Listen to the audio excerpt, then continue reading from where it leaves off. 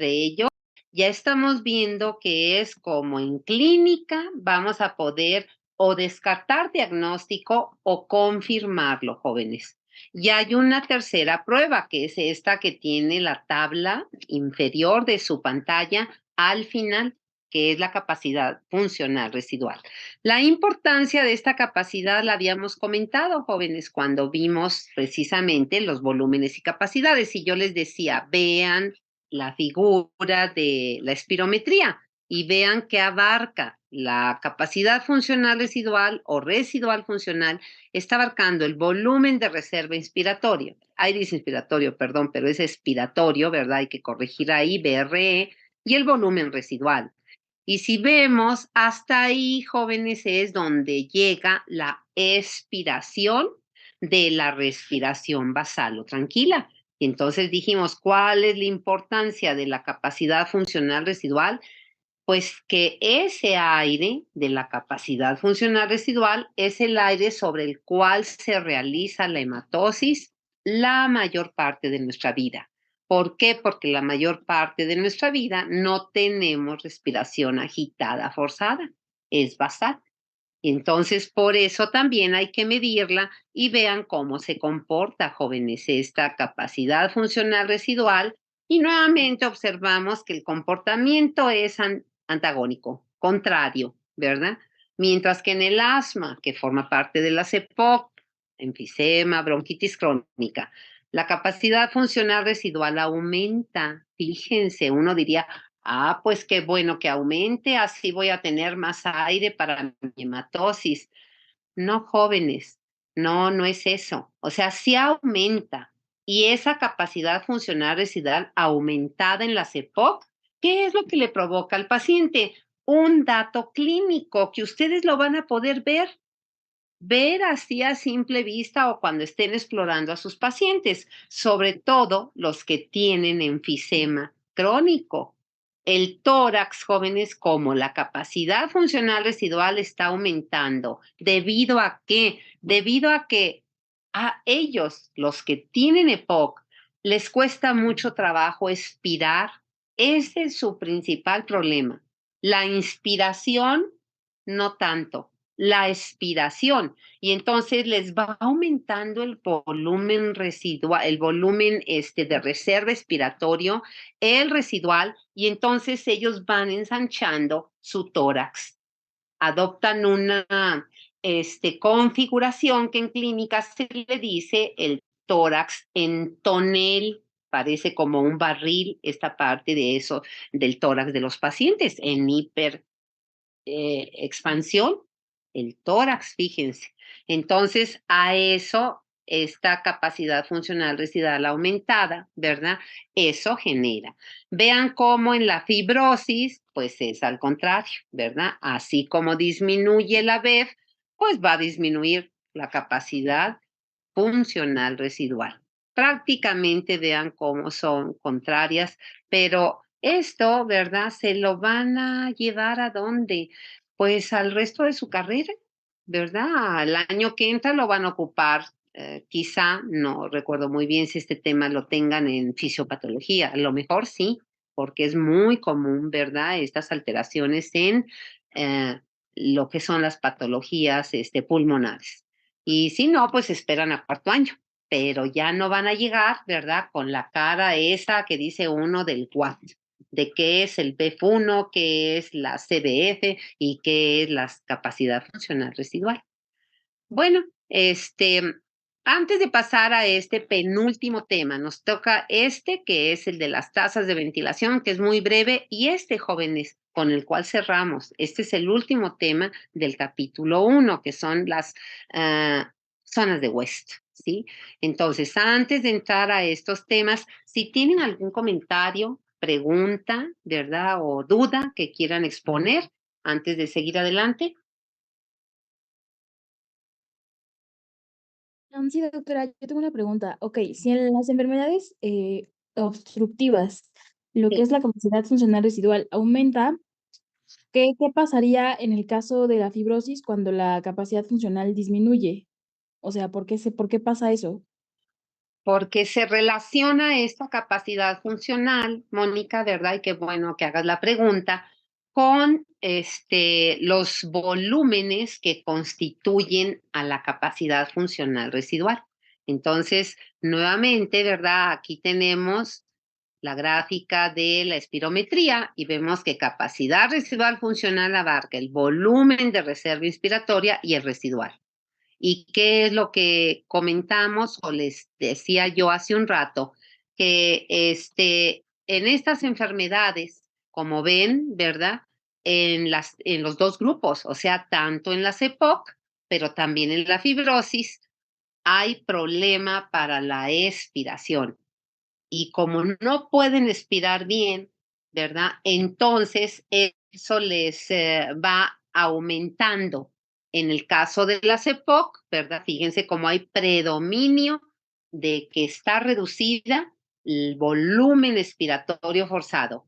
En el caso de la fibrosis, no. En el caso de la fibrosis sí está reducido, pero está reducido más la capacidad vital forzada. Y entonces estos pacientes, ¿verdad? Por supuesto que como está reducida la capacidad poco, estos pacientes lo que desarrollan es eso, ¿verdad? Es una capacidad funcional residual reducida, pero dijéramos, no con la desviación tan importante que tiene el aumento en el caso de las EPOC, ¿verdad? ¿Por qué si disminuye? Porque no nada más disminuye la FEB1, sino disminuye también la capacidad vital forzada. Y aquí el problema que tienen los pacientes, recuerden, al tener fibrosis jóvenes, es doble. Es doble. ¿Por qué? Porque en la inspiración no van a poderse distender normalmente. Pues, ¿cómo se van a poder expandir o distender si tienen fibrosis? Y en la expiración, que necesita la retracción pulmonar, se necesita la elasticidad, pues también va a estar disminuida. Entonces es por eso, Moni, es casi, casi como que un asunto combinado, ¿verdad? En ambos casos, las dos variables, estas nuevas que estamos analizando, están modificadas, pero mientras que en las EPOC predomina la reducción que dijimos es hasta del 50% más del PEF1, ¿verdad? Y la capacidad vital forzada poco. En la fibrosis es al revés, ¿verdad? La PEF1, sí disminuye, pero disminuye poco, y la que disminuye más es la capacidad vital forzada. ¿Por qué? Por lo que les estaba diciendo ahorita, los pacientes tienen problema para la inspiración y también para la expiración. Y entonces eso es lo que hace que tengan esta característica de la capacidad funcional residual, ¿verdad? De la relación BEF1-CBF, en esta alteración. O sea, la relación o se mantiene normal al principio o empieza a aumentar y la CFR va a disminuir, ¿verdad? En el caso contrario, la CEPOC va a aumentar.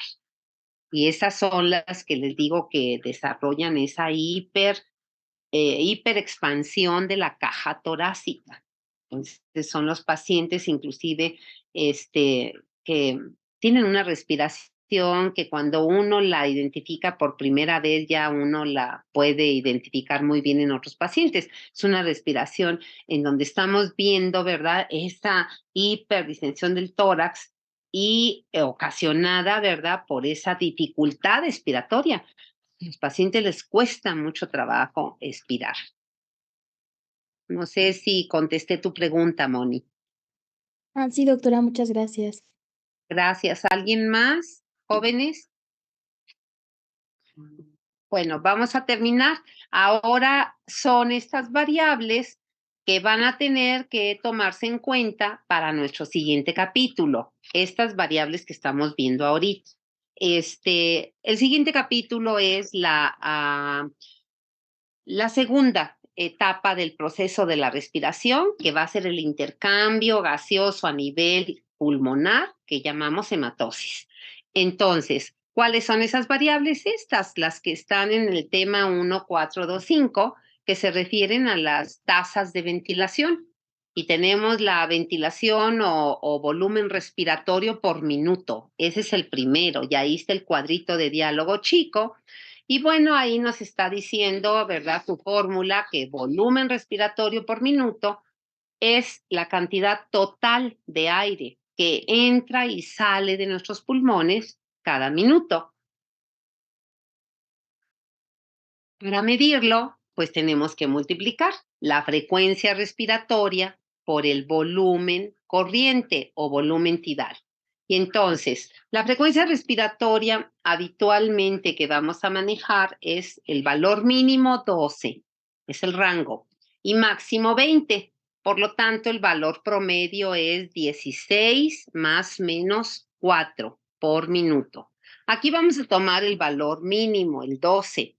Y si lo multiplicamos por el valor del volumen corriente, que son 500 mililitros, jóvenes, pues fácilmente, no necesitamos calculadora, ¿verdad? ¿En cuánto saldría? En La, 6.000 mililitros o 6 litros por minuto. y eso es correcto. Jóvenes, ¿qué otra variable que ya conocimos en otra unidad vale 6 litros por minuto? La volemia. ¿Por minuto? Ah, no, el gasto cardíaco. Gasto cardíaco. Cardíaco, exactamente. Entonces, fíjense cómo va a haber variables que tienen el mismo valor. Obviamente no es lo mismo, ¿verdad? Porque hablar de gasto cardíaco, pues 5 a 6 litros por minuto es de sangre que bombea el corazón en sus dos ventrículos, pero por concepto se refiere al ventrículo izquierdo. Y aquí pues es aire, pero el valor es el mismo, así como en nuestra circulación, ¿verdad? Hay 5 a 6 litros de sangre, en nuestros pulmones, eso ya lo habíamos visto en la gráfica de volúmenes pulmonares, la capacidad pulmonar total, o sea, lo que mis pulmones máximamente pueden contener de aire cuando hacemos inspiración forzada y la detenemos, son también entre 5 y 6 litros, abarcando hombres y mujeres, ¿verdad? Con esa disminución del 20 al 25%. En este caso, entonces, el volumen respiratorio por minuto, que nos está diciendo cuánto aire, así en general, cuánto aire entra y sale de mis pulmones a través de mis vías respiratorias cada minuto, alrededor de 6 litros, ¿verdad? O 6,000 mililitros. Muy bien, ¿quién me contestó? Salma, el valor, doctora. Gracias, Alma. Bueno, jóvenes, vámonos al siguiente, ¿verdad? Y el siguiente parámetro ahora se llama ventilación alveolar. Ventilación alveolar. Y entonces ese fue el nombre que se le dio a esta variable que se puede medir. Vemos el cuadro de diálogo que está ahí al lado izquierdo. Esta variable se puede medir, como lo estamos leyendo, en cada respiración, o lo que es lo mismo, cada ciclo respiratorio, o también en la segunda flechita, ahí está marcado, ventilación alveolar por minuto. Entonces, ¿a qué se refiere esta ventilación alveolar? ¿Qué diferencia tiene la ventilación alveolar por minuto del volumen respiratorio por minuto? Y la diferencia es significativa porque el primero de ellos nos está hablando de cuánto aire en total se mueve, entra y sale, ¿verdad? Sin tomar en cuenta el tipo de aire que llega a los alveolos. En cambio, ventilación alveolar, jóvenes, se refiere exclusivamente al aire que llega a mis alveolos en cada respiración, cada ciclo respiratorio, o por minuto, pero de aire atmosférico, de aire atmosférico. Y entonces esta ventilación alveolar, como ven ustedes, ahí tienen su fórmula abajo de cada una de ellas, involucra a una variable que se llama el BM para nosotros en español, que significa volumen. A veces se le pone BEM, una letra E antes de la M, y significa volumen del espacio muerto. Si la leemos en un libro en inglés, pues va a venir como V y una letra D, que es la inicial de la palabra que significa muerto. Y bueno, ese aire, jóvenes, de el espacio muerto, o sea, ¿quién es el espacio muerto en primer lugar? ¿verdad? Pues el espacio muerto son las vías respiratorias, tanto superiores como inferiores. ¿Y por qué se les llama espacio muerto? Pues por la sencilla razón de que ahí no se realiza hematosis, no hay intercambio gaseoso. Ya sabemos que el intercambio solo va a ocurrir a nivel alveolo capilar. Y entonces, ¿qué pasa? Que el aire que se queda en nuestras vías respiratorias, jóvenes, cuando, por ejemplo, nosotros expiramos, hay una cantidad de aire que se queda llenando desde los bronquiolos, los bronquios pequeños, medianos, grandes, la tráquea, hasta las fosas nasales, ¿sí? Y cuando nosotros inspiramos en la siguiente respiración, pues a lo mejor uno pensaría que ese medio litro que vamos a inspirar se cuenta a partir del aire que está aquí afuera de mis narinas y eso no es cierto. Doctora, ¿Sí? de hecho, me parece que al volumen corriente se hace, bueno, se le resta lo que es el volumen del espacio muerto, porque cuando vimos lo que eran las zonas, vimos que en la zona de conducción, a pesar de que pues, el volumen corriente es de 500 mililitros, 150 va a pertenecer al espacio muerto, mientras que 350, que es el resultado de 500 menos 150, es el espacio que sí llega a los alvéolos para hacer la hematosis, ¿no? Ese aire atmosférico que sí llega. Así es. Y precisamente de eso se trata esta ventilación alveolar, jóvenes.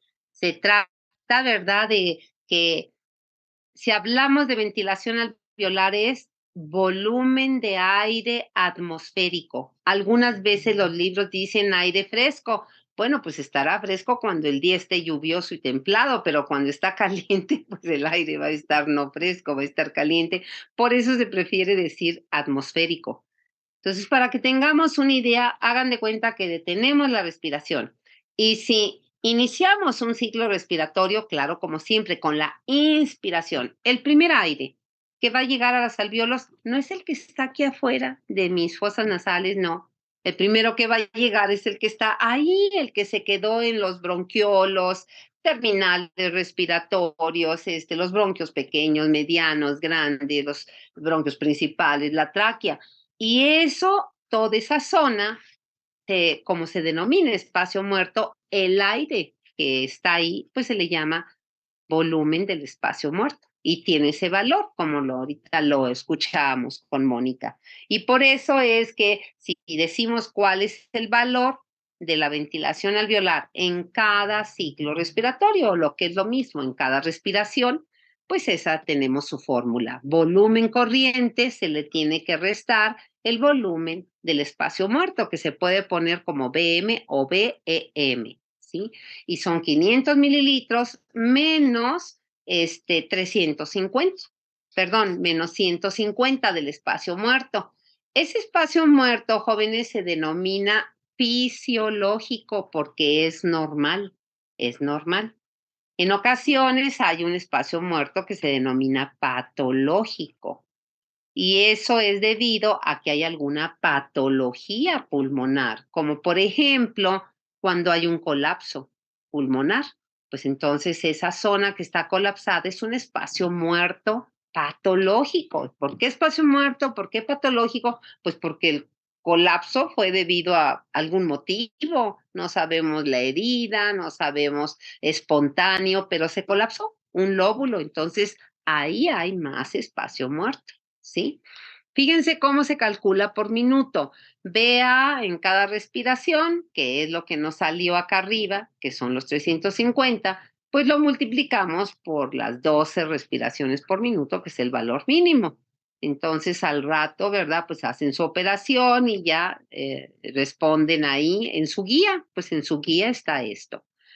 Finalizamos con el último cuadro de diálogo que dice, ¿y cuál es la importancia? ¿Verdad? ¿Por qué le estamos dando tanta importancia? A la ventilación alveolar se le da una importancia mayor que al volumen respiratorio por minuto, jóvenes, porque para la hematosis, otra vez, ¿verdad? Y por eso les dije que este tema nos llevaba al capítulo 2. Para la hematosis, jóvenes, este es el aire sobre el cual se realiza. Y como vamos a ver, ¿verdad? Pues no van a ser los 6 litros del volumen respiratorio por minuto, porque aunque la frecuencia respiratoria sea la misma, pues aquí se va a multiplicar por los 350 mililitros, no por los 500. El valor que es de Entonces, 4,200, doctora. muy bien, Mónica, pues si ya lo habían hecho o al menos tú ahorita nos lo compartes, ¿verdad? Es 4,200. Entonces quiere decir que sobre ese de aire es sobre el que se va a desarrollar la hematosis. Esa es la importancia de esta ventilación alveolar, ¿sí? No sé si tengan alguna duda, las ecuaciones que están al lado derecho, jóvenes, es la misma ecuación, ¿verdad? Si se fijan, está al lado derecho en el cuadrito de diálogo, tiene una B, una letra A mayúscula. El subíndice, pues eso significa ventilación alveolar. Y al tener el puntito, ese pequeño puntito arriba de la B, significa que es por minuto, ¿verdad? Por minuto. Si no tuviera el puntito, sería en cada ciclo respiratorio. Entonces, por eso ahí está frecuencia cardíaca por, ¿verdad? La diferencia que me va a dar el espacio muerto, que es volumen corriente menos el volumen del espacio muerto. Entonces, sale ese resultado que escuchamos. Muy bien, jóvenes. No sé si tengan alguna duda, algún comentario o pregunta. Buenas noches. Sí. Buenas noches, David. ¿Podría repetir cuál es la diferencia entre el espacio muerto anatómico y el espacio muerto Sí. físico? El anatómico, David, es las zonas en donde normalmente un organismo, ¿verdad?, no realiza hematosis. Y esa parte, pues, es la zona conductora. O sea, todas las vías respiratorias, las altas, las bajas, ¿verdad? Si vemos la zona conductora, pues esta abarca desde la generación 0, que es la tráquea, ¿verdad? Y se queda hasta la generación 16, pero luego empiezan los bronquiolos respiratorios, ay, se me fue ahorita, los bronquiolos terminales, ¿verdad? Y bueno, toda esa zona es espacio muerto fisiológico porque normalmente ahí no hay hematosis. La hematosis es solo en los alveolos o sacos alveolares, como le decimos. Pero el espacio muerto patológico se puede desarrollar cuando hay enfermedades pulmonares, como por ejemplo yo les decía, un pulmón que sufra heridas, pues un neumotórax o un hemotórax, al colapsar un lóbulo, ese lóbulo colapsado, pues por supuesto que va a quedar como espacio muerto. ¿Por qué espacio muerto? Porque no va a estar aereado. Ahí en un pulmón colapsado no puede ocurrir hematosis. Y entonces es importante, sí, y qué bueno que hagas la pregunta, David, es importante porque eso complica, ¿verdad? Complica que, pues obviamente la sobrevida del paciente, ¿verdad? Imagínense que si normalmente el espacio muerto es solo la zona conductora, las vías respiratorias, las fosas nasales, y son 150 mililitros, pues al tener un lóbulo colapsado, pues claro que esos 150 van a incrementarse. No se diga un pulmón completo colapsado, ¿verdad? Entonces, eso es importante de saber de que si se habla de espacio muerto fisiológico es lo normal y eso no nos ocasiona problema, ¿verdad? Es lo normal. Pero si es patológico, quiere decir que algo está impidiendo que el pulmón se oxigene. Y puede ser eso, ¿verdad? O puede ser también a veces un cuerpo extraño. Eso ocurre con relativa frecuencia, que en lugar de que haya caído, ¿verdad? La faringe, el esófago, se va a la tráquea, alguno de los bronquios principales, y va y como si fuera un coágulo, en el caso de los vasos sanguíneos, ese objeto puede tapar un bronquio distal y eso también sería espacio muerto, porque si tapa el bronquio, pues ¿cómo le llega el aire? ¿Cómo pasa el aire? Le tienen que hacer al paciente una broncoscopía para extraerle ese objeto, ¿verdad? No sé si fui clara, David. Sí, doctora, gracias. ¿Sí? Bueno, pues ya lo único que nos quedó, jóvenes, para que mañana me digan en la hora, en la clase, para no entretenerlos, son las 8:10, es este tema que habla de las relaciones de lo que es la ventilación pulmonar con la perfusión. La perfusión se refiere, desde ahorita les hago ese anticipo, al flujo sanguíneo, ¿verdad? A la perfusión. La ventilación, bueno, es la aireación, ¿no? Pero la perfusión, pues es el flujo sanguíneo. Y esta ventilación-perfusión nos lleva a conocer cómo que estos parámetros de ventilación y perfusión no son uniformes en los 2 o 3 lóbulos de los pulmones. No es uniforme. Eso lo estudió esta persona de apellido West y él creó esta figura que tenemos al lado derecho, que viene en el texto de Guy, ¿verdad? Y en su capítulo 38. Y entonces habla de esas 3 zonas de West. Vean ahí en esa como gráfica al lado derecho, viene arriba zona 1 romano, zona 2 romano y zona 3. Y bueno, la zona 1 corresponde a la parte de los lóbulos superiores, que serían lo que llamamos los vértices de ambos pulmones. La zona 2 corresponde a la parte donde son los cilios pulmonares, donde entran los bronquios principales y los vasos sanguíneos, etcétera, etcétera, la parte de los cilios. Y la parte inferior, que son los lóbulos inferiores, ¿verdad? Es la zona 3.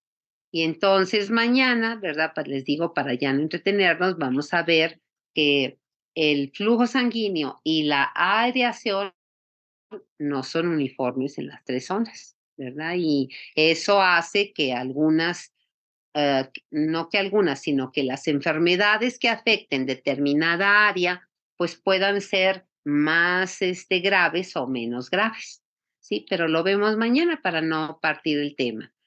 No sé si haya alguna otra duda o pregunta, jóvenes, de esto que vimos el día de hoy.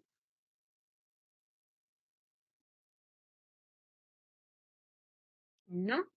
Porque con esta sí acabamos. De hecho, bueno, esta es otra imagen, ¿verdad? Esta, si ven ahí la referencia, es de un libro de neumología. Y esto es para que vean ustedes que sí lo van a emplear en clínica, ¿verdad? Este es de Guyton en fisiología y este es de un libro de neumología. Ahí está. Pues entonces mañana nos vemos en clase, ¿verdad? Y tengan disponible su guía de capítulo 2, porque mañana vamos a trabajar el capítulo 2, que ya nos volvimos a trazar. Que pasen buenas noches, jóvenes. Gracias. Entró un taturreo, no sé, ya no puede ¿Quién me habla? registrar la asistencia. Yo, Ponce, van. 11, ok. Sí, está bien, estoy registrando aquí consistencia. ¿Alguien más? Sí, muchas gracias, doctora. Buenas noches. Buenas noches, sí. Yo también, doctora.